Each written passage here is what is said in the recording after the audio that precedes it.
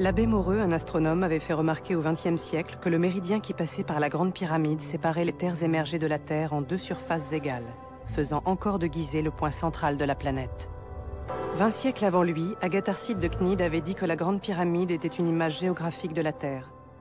Ce que confirma mon informateur en me montrant qu'elle est une maquette de l'hémisphère nord de notre planète, chose qui se vérifie par les calculs. Bonjour et bienvenue sur la page. Si vous venez de nous prendre en marche et que vous n'êtes pas abonné, assurez-vous de vous abonner pour ne pas rater nos différentes vidéos que nous publions ici.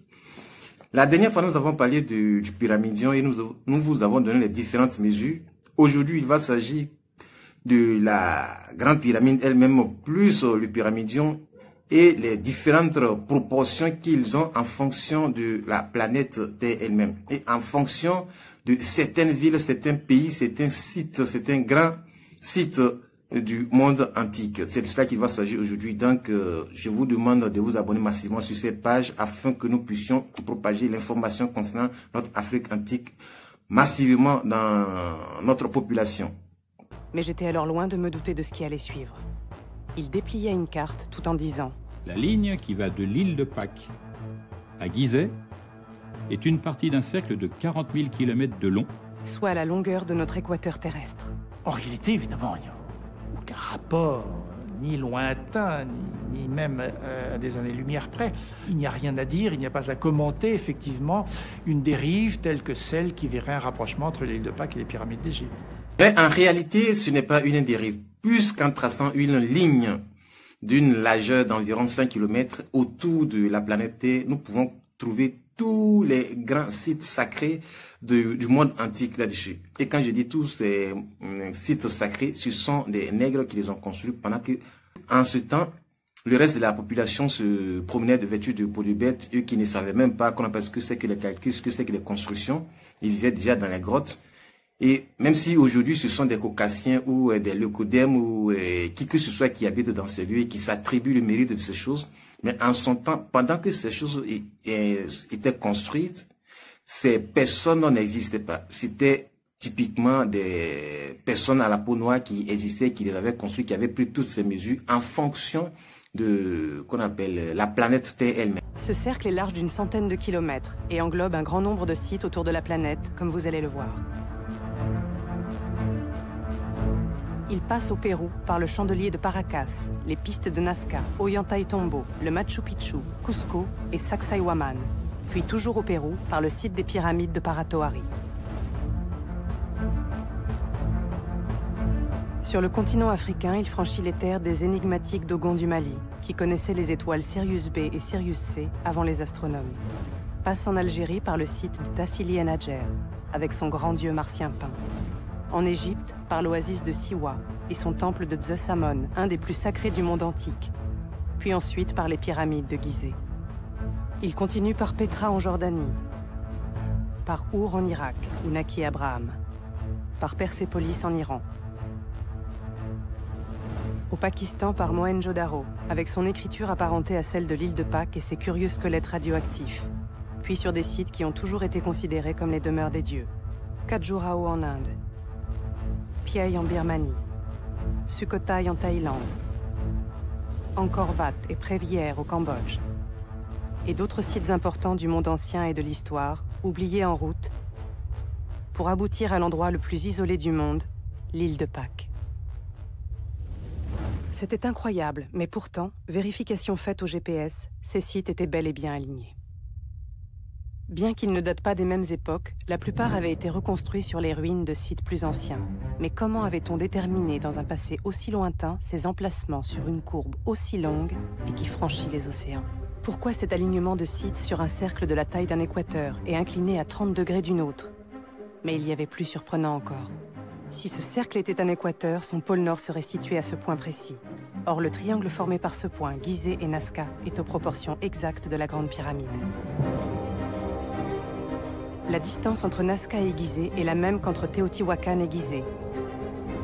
Même chose entre Angkor Wat, Nazca et entre Mohenjo-Daro et l'île de Pâques, ces 4 sites étant situés sur le cercle. La distance entre l'île de Pâques et Gizeh vaut 10 000 fois le nombre d'or. La distance Angkor-Gizeh multipliée par le nombre d'or est égale à la distance Gizeh-Nazca, et la distance Gizeh-Nazca multipliée par le nombre d'or est égale à la distance Nazca encore.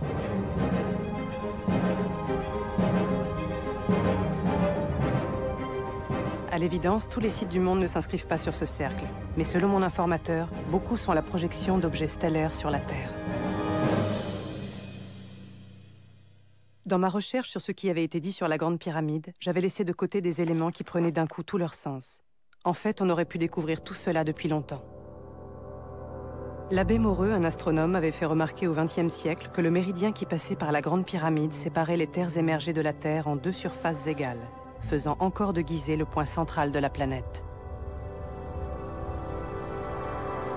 20 siècles avant lui, Agatharcide de Cnide avait dit que la Grande Pyramide était une image géographique de la Terre.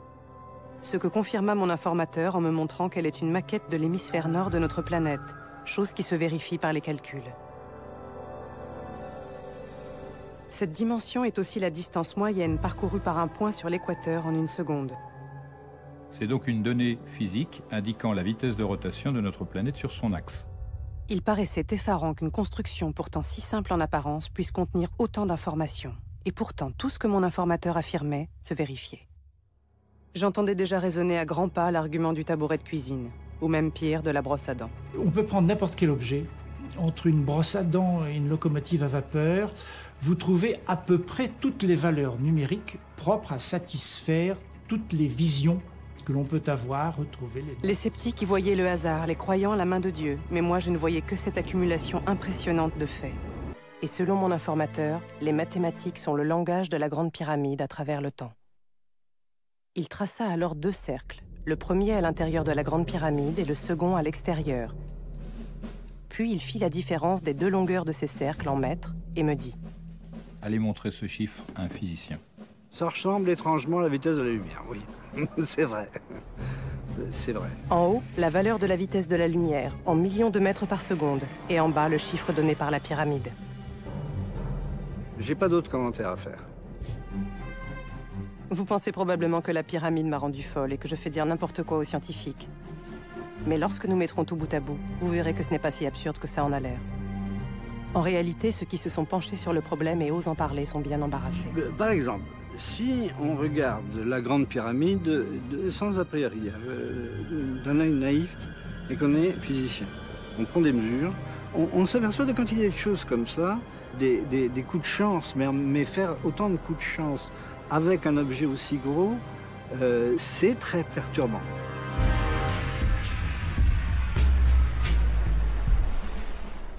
On pouvait continuer à penser que tout ce que nous avions vu était seulement le fruit du hasard, que la Grande Pyramide était bien le tombeau de Khéops, même si un tel chantier paraissait hautement improbable en si peu de temps, que si la Grande Pyramide marquait avec précision les équinoxes, c'était le hasard, que la Grande Pyramide en relation avec le nombre pi et le nombre d'or était là encore l'effet du hasard, que la coudée était une dimension prise au hasard, qu'on a réalisé par hasard la seule pyramide possible qui puisse faire un pont entre la coudée, pi, le nombre d'or et le mètre, et que si on trouvait ces valeurs exprimées en mètres dans la Grande Pyramide, c'était le hasard, que si les constructions les plus anciennes que nous avions visitées étaient les plus massives et les mieux ajustées, c'était le hasard. Que si d'autres peuples sur la planète utilisaient une écriture hiéroglyphique, momifiaient leurs morts, concevaient des calendriers précis, possédaient un haut savoir astronomique et bâtissaient avec les mêmes techniques antisismiques sans jamais laisser aucune indication, c'était le hasard. Que si autant de sites sacrés étaient alignés sur un cercle aussi long que notre équateur, c'était le hasard. Que si certains rapports de distance donnaient la valeur du nombre d'or, c'était le hasard. Que si cette dimension indiquait la vitesse de rotation de notre planète, c'était le hasard. Que si on trouvait l'indication de la valeur de la vitesse de la lumière dans la Grande Pyramide, c'était encore et toujours le hasard. Deux hypothèses se présentaient alors. Hypothèse A, il fallait vraiment que l'on revoie le sens du mot hasard, car s'il accomplissait autant de miracles, il vaudrait mieux qu'on l'appelle Dieu. Hypothèse B, on se disait que trop de coïncidences tuaient la coïncidence, que notre histoire comportait des lacunes, peut-être aussi vertigineuses que les découvertes de mon informateur, et qu'il allait bien falloir envisager de rechercher une explication rationnelle aux énigmes de notre passé.